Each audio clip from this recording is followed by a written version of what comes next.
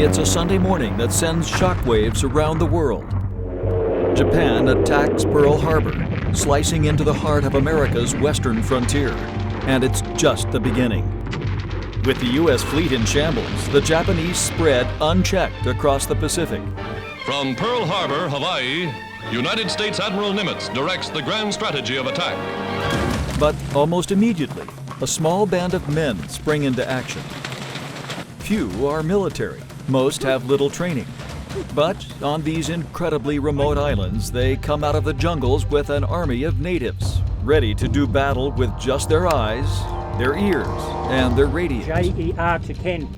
Called the Coast Watchers, they are the ultimate secret 40 weapon. bombers heading Hundreds of yours. men and even a few women are pre-positioned on the islands before the Japanese invade.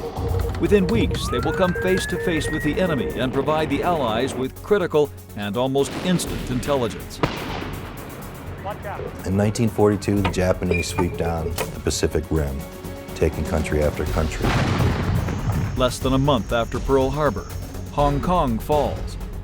January 3rd, Manila is overrun. Weeks later, it's Singapore. It's about the projection of power across vast distances. How do you do that? You have to build a base. By April, Japan is building a mega base at Rabaul in New Guinea.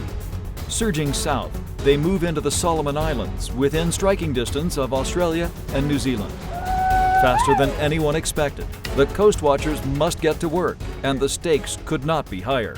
The value of the Coast Watching organisation was essentially to provide information and intelligence, not to be compromised. And this is a sort of an edict that continues today in enemy lines, and their value is that their cover is not blown. It's a story so secret during the war, it almost got lost in the mists of time.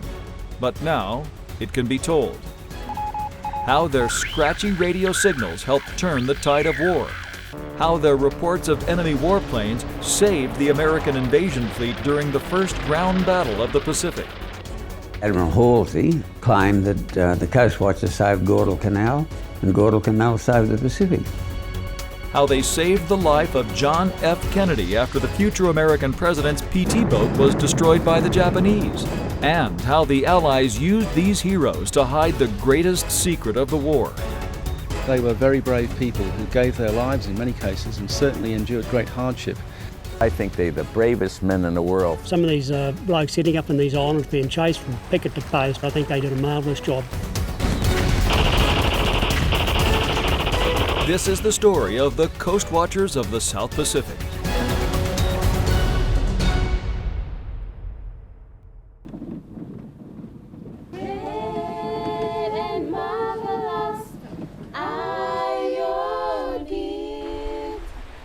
The Solomon Islands remain a special place, a time warp deep in the South Pacific. Quiet now, but everywhere there are reminders of the war. Rusting tanks, the rubble of fighter planes, and aging memorials.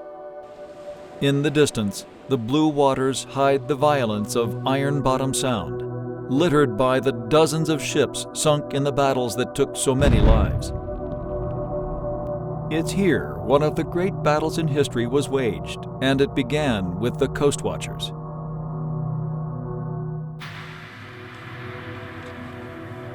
These were particularly dark times in the Pacific, and maintaining the operation in those areas where the conditions were such that, you know, it was very, very hard and trying times. Australian naval maps show Coast Watcher teams planted on all sorts of islands, each with coded letters. But the naval logs also tell the story of real sacrifice in those early days. From Tabar, Cornelius Page, lost touch, presumed captured. Buka Passage, all attacked, 7 others killed. Cape Gloucester, attacked, Obst killed, Butterus captured. Deadly, deadly business. More than 30 Coast Watchers are captured and beheaded. but those who survive provided priceless information. I think that there were lessons being learned in the European War, where you had the French resistance providing vital information to the Allies, and there was no reason why that couldn't be replicated throughout the Pacific. Aircraft movements, ship movements, troop movements. The trick with the Coast Watchers was to remain invisible and provide, that timely intelligence. And that meant that they had to be on the move, they had to conceal their own whereabouts. If they got word that they'd been compromised, they had little or no warning to move, which meant that they had to sort of grab what gear that they could and get out of there fairly rapidly. And they did do a bloody good job. In the early summer of 1942, Coast Watchers send messages of a Japanese landing at Guadalcanal in the heart of the Solomon Islands.